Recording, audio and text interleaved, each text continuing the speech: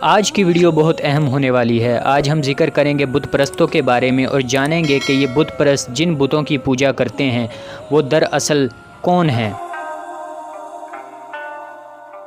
حضرت نوح علیہ السلام کی قوم بت پرست ہو گئی تھی اور ان لوگوں کے 5 بت بہت مشہور تھے جن کی پوجا کرنے پر پوری قوم نہایت ہی اسرار کے ساتھ کمر بستہ تھی، اور ان 5 بتوں کے نام یہ تھے: ود، سوا، یغوث، یعوق اور نصر۔ حضرت نوح علیہ السلام جو بت پرستی کے خلاف واز فرمایا کرتے تھے تو ان کی قوم ان کے خلاف ہر کوچہ و بازار میں چرچا کرتی پھرتی تھی اور حضرت نوح علیہ السلام کو طرح طرح کی ایذائیں دیا کرتی تھی۔ چنانچہ قرآن مجید کا بیان ہے کہ وَقَالُوا لَا تَذَرُنَّ آلِهَتَكُمْ وَلَا تَذَرُنَّ وَدًّا وَلَا سُوَاعًا وَلَا يَغُوثَ وَيَعُوقَ وَنَسْرًا وَقَدْ أَضَلُّوا كَثِيرًا۔ یہ پارہ نمبر 29 سورۃ نوح کی آیت نمبر 23 سے 24 ہے۔ ترجمہ کنز الایمان۔ اور بولے ہرگز نہ چھوڑنا اپنے خداؤں کو، اور ہرگز نہ چھوڑنا ود اور نہ سوا اور یغوث اور یعوق اور نصر کو، اور بے شک انہوں نے بہتوں کو بہکایا۔ یہ 5 بت کون تھے؟ ان کے بارے میں حضرت عروہ بن زبیر رضی اللہ تعالی عنہما کا بیان ہے کہ حضرت آدم علیہ السلام کے یہ 5 فرزند تھے جو نہایت ہی دیندار عبادت گزار تھے، اور لوگ ان 5 کے بہت ہی محب و معتقد تھے۔ جب ان 5 کی وفات ہو گئی تو لوگوں کو بڑا رنج و صدمہ ہوا، تو شیطان نے ان لوگوں کی تعزیت کرتے ہوئے یوں تسلی دی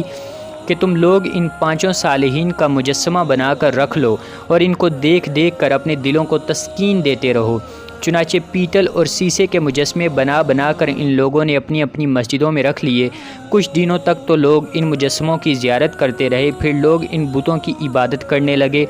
اور خدا پرستی چھوڑ کر بت پرستی کرنے لگے۔ حضرت نوح علیہ السلام 950 برس تک ان لوگوں کو واز سنا کر اس بت پرستی سے منع فرماتے رہے۔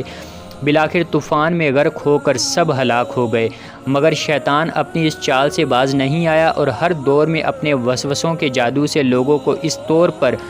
بت پرستی سکھاتا رہا کہ لوگ اپنے صالحین کی تصویروں اور مجسمے بنا کر پہلے تو کچھ دنوں تک ان کی زیارت کرتے رہے اور ان کے دیدار سے اپنا دل بہلاتے رہے، پھر رفتہ رفتہ ان تصویروں اور مجسموں کی عبادت کرنے لگے۔ اس طرح شرک و بت پرستی کی لعنت میں دنیا گرفتار ہو گئی اور خدا پرستی اور توحید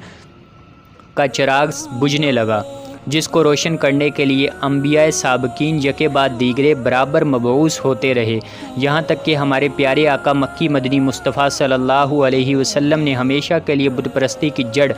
اس طرح کاٹ دی کہ آپ نے تصویروں اور مجسموں کا بنانا ہی حرام فرما دیا اور حکم صادر فرما دیا کہ تصاویر اور مجسمے ہرگز کوئی شخص آدمی کسی جاندار کے بھی نہ بنائے، اور جو پہلے سے بن چکے ہیں ان کو جہاں بھی دیکھو فوراً مٹا کر توڑ پھوڑ دو، تباہ و برباد کر دو، تاکہ نہ رہے گا بانس نہ بجے گی بانسری۔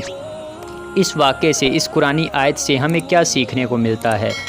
اس سے ہمیں یہ سیکھنے کو ملتا ہے کہ آج کل میں نے دیکھا ہے کہ بہت سے پیروں کے مریدین نے اپنے پیروں کی تصویروں کو چوکھٹوں میں بند کر کے اپنے گھروں میں رکھ چھوڑا ہے اور خاص موقعوں پر اس کی زیارت کرتے کراتے رہتے ہیں، بلکہ بعض تو ان تصویروں پر پھول مالائیں چڑھا کر اگر بتی بھی سلگایا کرتے ہیں اور اس کے دھوؤں کو اپنے بدن پر ملا کرتے ہیں۔ اگر یہ لوگ اپنی ان خرافات سے باز نہ رہے اور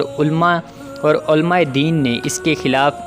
علم مخالفت نہ بلند کیا تو اندیشہ ہے کہ شیطان کا پرانا حربہ اور اس کی شیطانی چال کا جادو مسلمانوں پر چل جائے گا اور آنے والی نسلیں ان تصویروں کی عبادت کرنے لگیں گی۔ خوب کان کھول کر سن لو کہ حضور خاتم النبیین نے بت پرستی کے جس درخت کی جڑوں کو کاٹ دیا تھا، آج کل یہ جاہل بدعتی پیر اور ان کے توہم پرست مریدین بت پرستی کی ان جڑوں کو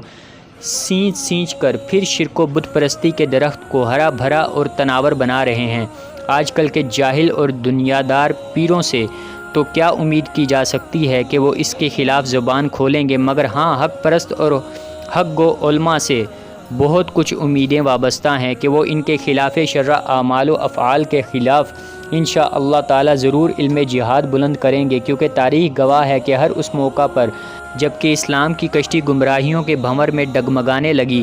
تو علماء دین ہی نے اپنی جان پر کھیل کر کشتی اسلام کی ناخدائی کی ہے اور آخر طوفانوں کا رخ موڑ کر اسلام کی کشتی کو غرقاب ہونے سے بچا لیا ہے۔ امید ہے آپ کو یہ ویڈیو پسند آئی ہوگی۔ اس طرح کی مزید ویڈیوز دیکھنے کے لیے ہمارے چینل کو سبسکرائب کریں، اور اگر آپ فیس بک پہ دیکھ رہے ہیں تو ہمارے چینل کو فالو کیجیے۔ ملتے ہیں اگلی ویڈیو میں۔ السلام علیکم، اللہ حافظ۔